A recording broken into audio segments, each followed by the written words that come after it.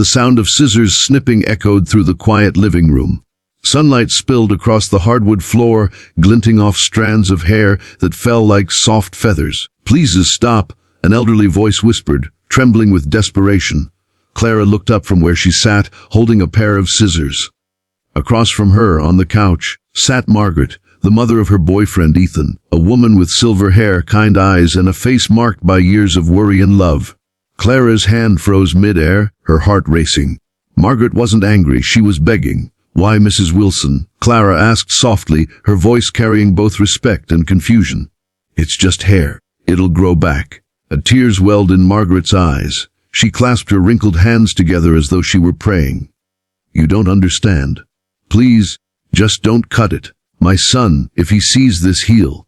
The words broke off, replaced by silence heavy enough to press against Clara's chest. But Clara, only 24, wasn't just cutting her hair for fashion. She wasn't impulsive. She was thoughtful, careful, always.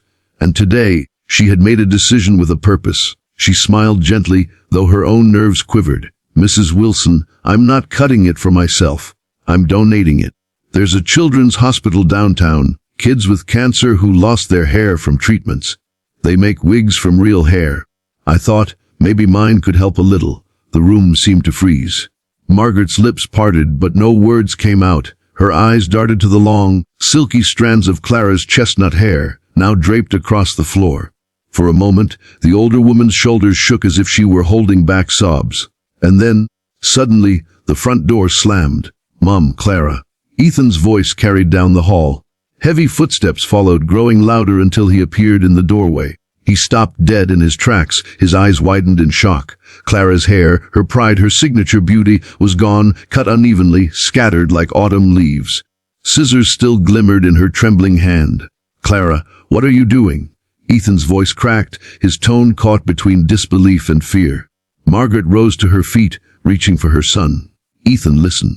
But Ethan barely looked at his mother.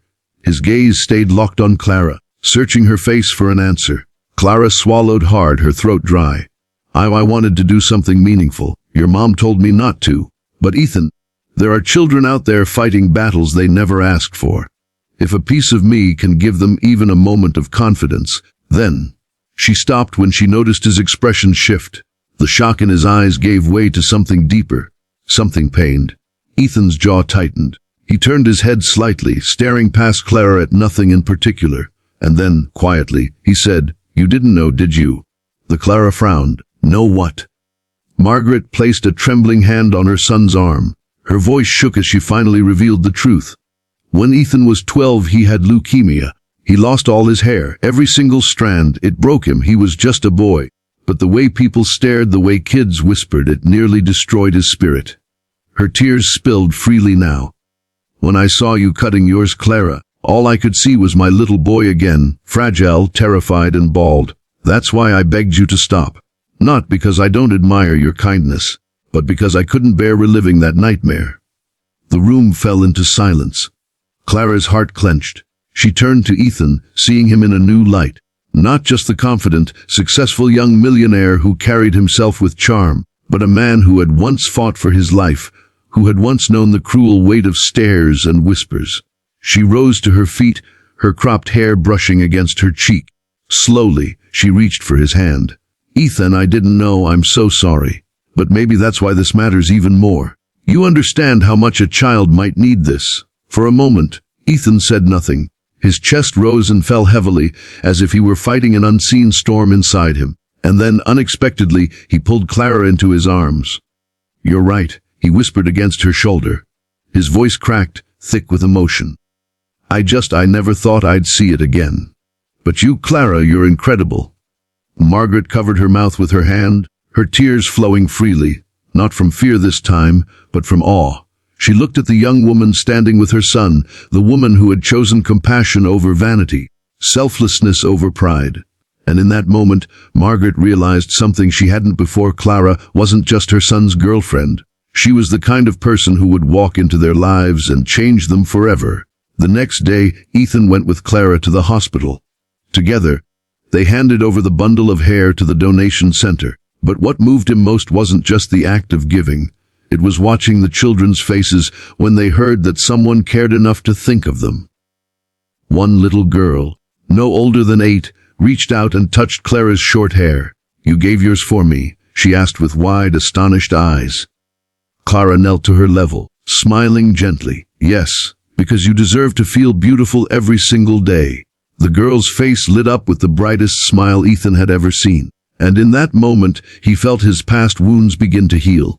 Months later, Clara's hair began to grow back, but something more lasting had taken root in Ethan's heart. He had always admired her beauty, but now he cherished something far deeper: her compassion, her courage, her heart. Margaret, too, saw it clearly, and one evening, as the family gathered for dinner, she reached across the table, took Clara's hand, and whispered, "Thank you for giving my son more than I ever could hope." Clara's eyes brimmed with tears, but her smile glowed with quiet strength. Because sometimes, kindness doesn't just change strangers' lives, it heals the ones closest to us too. And as Ethan squeezed her hand under the table, he knew this was just the beginning of a love built not on appearances, but on something far greater: compassion, resilience, and the courage to give when it matters most. A quiet living room, the sound of scissors snipping, strands of hair falling one by one. And then, an elderly woman's trembling voice, "Please stop." It wasn't anger. It wasn't frustration. It was fear. Clara froze, scissors in hand. Across from her sat Margaret, the mother of her boyfriend Ethan. And she wasn't demanding, she was begging. But Clara had a reason, a purpose. She wasn't cutting her hair to change her look. She was cutting it to change someone's life. Softly, Clara explained, "There are children downtown, fighting cancer. They lose their hair to chemo, they lose their confidence.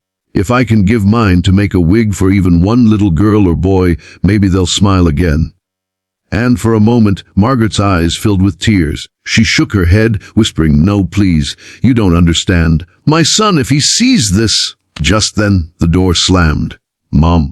"Clara." Ethan's voice echoed down the hall. He appeared in the doorway, and his world stopped. His girlfriend, her long, beautiful chestnut hair, the very thing he had always admired, lay scattered on the floor.